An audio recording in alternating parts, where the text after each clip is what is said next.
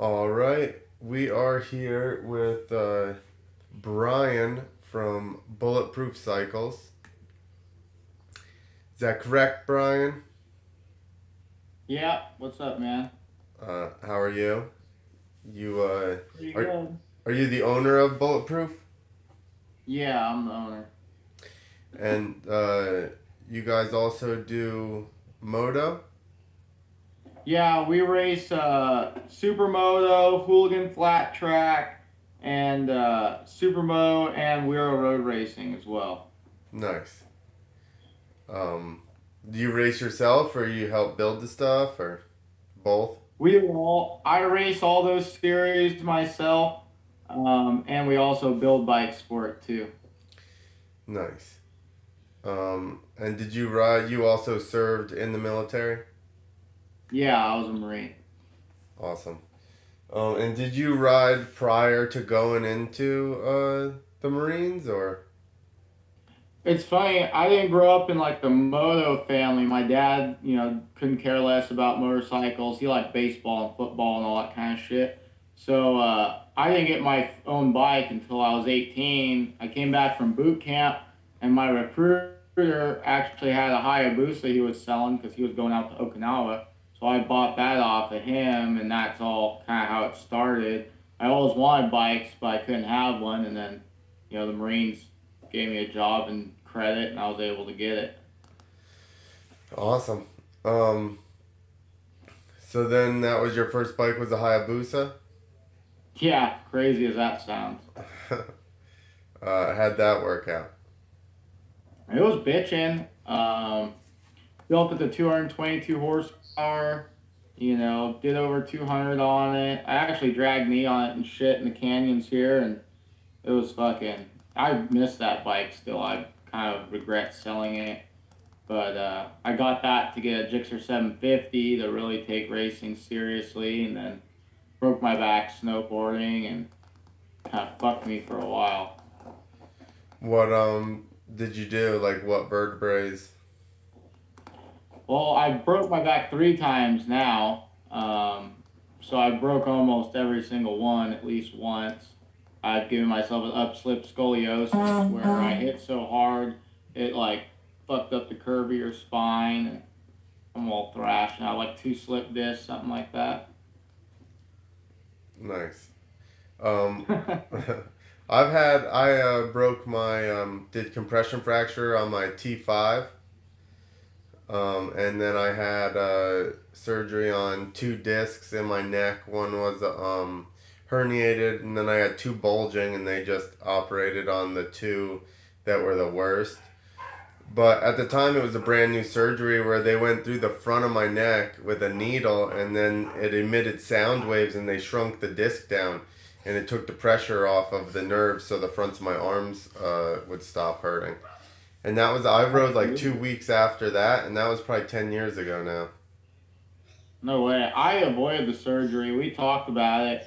And, my first time I was younger, so, they were like, you should probably avoid surgery if you can, because you'll probably just, get better as you get older. And for the most part, that was true. The doctor said just work out in the gym and strengthen your back muscles so, it takes the strain off of your vertebrae. And that actually worked really well. So I never had the surgery. I just kind of deal with it. And sometimes it's bad, sometimes it's good. But Do you do any like stretching or anything? oh, yeah, I do Bikram yoga, Nice. and that is huge. I mean, that probably really helps a lot. The decompression and the heat really helps. Yeah, So, that's what I try to tell people. Of course, everybody's telling people to do yoga, and they're like, yeah, yeah, yeah. But I'm like, listen, there. That's said so much because it's actually, it's true. It works. So I feel like I always tell my family members and stuff, you got to do yoga, and I think that they probably think I'm just crazy, like crazy hippie guy. But no, it's awesome. Plus, I mean, there's a ton of hot girls in there. I mean, you know what I mean? You yeah. got, there's perks to everything. Well, feeling good is a good one. not being crippled. I tell people all the time if I didn't do yoga, I'd be a hunchback by now. So, No, I totally agree with that. I mean, when you come out of like Bikram yoga, if you really like, it's just like anything else, you get what you put in. You come out taller because it decompresses your vertebrae so much. You gain like an inch in height or whatever, just because throughout the day your spine compresses, and if you really stretch it out and do what they tell you to do, it makes a huge difference. yeah, for sure. How long did you serve? 4 years from '07 to 2011. Awesome. Um, well, we appreciate you serving, and that's how you got involved with Stroker. Yeah, I actually heard about you guys through my buddy Colin Morrison, and and then I found out that you were a Marine too. So naturally, I wanted to see what was up with that, and made a product that I'm actually surprised nobody thought of like years and years ago because everyone knows you spill shit everywhere when you're using a traditional type of gas can with the little hose. Yeah. So putting a nozzle and the trigger on it was just, I mean, a no-brainer, but you handled it. Well, I want to clarify. Chris and Shane handled it, and I'm not a Marine either. Chris is, but Okay. that's how Chris is big on, obviously the armed forces, and he's very proud of that too. So, my father served, and I like the cause as well. So, and Chris is just a real good dude. That's how That's awesome. they sponsored us with gear way back when they very first started, and then I've just always kept in contact with Chris since, and I realized he's just like the mayor. He just runs around, talks to everybody. So, and now you're working with. You mentioned Colin, so now you're working with Colin on the Supercross team. Yeah, so my company, Bulletproof, we sponsor them. And last year was like the first year we did it. It's a privateer support team. So basically, we're trying to like help out the privateers, the underdogs, give them a rig, give them some shelter, hook them up with some sponsors, and just to kind of help with the expenses of running the race season because most people don't know like what it costs to run a full race season. But I mean, it's usually in the six-figure price bracket at the bare minimum. The factory teams are running millions of dollars through their guys. So we're trying to take the edge off and make it a little easier for them to run the series and improve as riders. So our second year, Colin brought me in as a manager as well to help manage the riders and do some coaching and just try to like I said, my goal is to develop them into better racers over the course of the year. So in the next couple years, they're going to be sitting up on the podium. Awesome. So do you guys get them the bikes and everything, or do they have to get their own bikes? This year, no, they that's our goal for next year is to have all matching bikes, matching gear, and make it look. We're trying to get more factory as we go along. The first year was a huge learning year, figuring out how everything's going, the budget, how much money it's actually going to take to run the season. We only do the West Coast rounds because, I mean, hauling a semi rig is not cheap by itself. And, Right. getting people out there and crew, it's a huge ordeal. I'm totally tired right now because we had Friday set up, Saturday the race, and then tear down after the race, and then yesterday I had supermoto practice, so I'm absolutely beat right now. But yeah, next year that's the goal. Just get bigger every single year, get some more sponsors.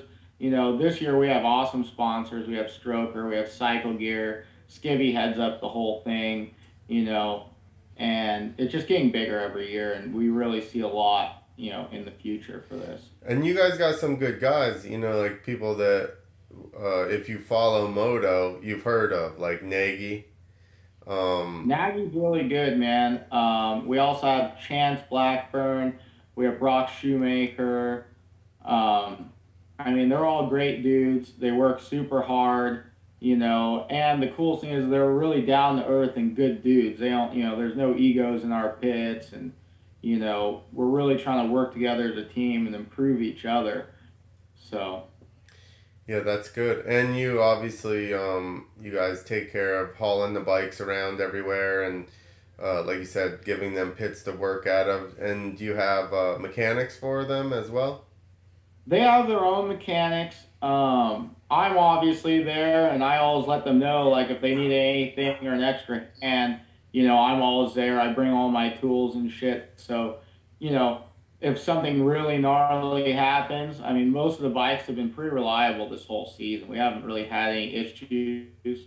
Decibel requirement, shit's kind of a pain in the ass, but other than that, the bikes have been riding well, the guys have been riding well, so we haven't had to do any like major tear downs or anything crazy. But if that were to happen, I'm sure we would all come together and rip that shit apart and get them back out there. Has anybody made any mains? Nagy did. Nice. I'm pretty sure first round A1, or it might have been Glendale. I can't remember. But we're working towards it. This last one, A2, was a really tough track. Brock was sick, so he couldn't breathe, so he was super bummed on that. But it was a really rough track. I mean, it was all rhythm and whoops. So Yeah, and it it got was. chewed out real bad as well. It looked like. Yeah, that little sand pit was like radiator guards deep and shit. It was crazy. Um, so when's your next race? My next race is going to be February 9th. I'm racing a superbike at Weira, and I'm going to be up at San Francisco, or Oakland, I guess, is the official where the track's going to be. And I'll be at San Diego also for the supercross team the next 2 weeks. Hmm. And then after San Diego is Weira for me, so I'll be racing superbike. Nice. And how many rounds are you doing total? For supercross, Yeah. we're doing all the West Coast rounds, so we're also doing Seattle. I think Seattle, well, Vegas, the finale will be the last round, but other than Vegas, I think Seattle is the final round. Right. You mean for the actual series versus it being a head-to-head race or whatever? Yeah, besides the actual finale and stuff in Vegas, I think Are your Seattle. Is Nagy Mark, running 450 or is he running 250? all of our guys are 450 Oh, this okay. year. This year we had like two 250 guys. Yep. Man, that's a stacked class. Almost. It's tough, man. I Yeah. mean, and like you said, at A2, even Barsha took a gnarly spill. My dog's all up in my shit right now. That's what I'm looking at. All good. Um, well, cool, man. Let's yeah, well, we can end it there. Is there anything you want to plug besides, I mean, your shop included? Yeah, I mean, I could shoot a plug out to a bunch of my sponsors. Laner Suspension. He does all of our supermoto stuff, and hopefully we'll get him on board with our supercross team. Boyko Racing Engines, Steady Garage, obviously Stroker Industries, SMBG, SKVI, and fuck, I hope I don't forget anybody. Oh, Mythos USA and Cycle Gear. Um, so we're gonna have a good year this year, and hopefully I'll be talking to you in a year with some more trophies to show off. Yeah, hopefully for both yourself and the Supercross team, huh? Man, that'd be sweet, dude. I'd love to get our guys on the podium, and I mean that would be a huge milestone for the team, and really put us in position for the future. Yeah. Well, thanks for using Stroker and thanks for coming on the podcast. And yeah, we'll be in touch and we'll have you on again, especially when you guys have some new developments to talk about. Definitely, we'll definitely let you know when we got some cool stuff coming down the pipe. All right. Awesome. Have a good day, dude. Thanks, man. All right. See ya. Later.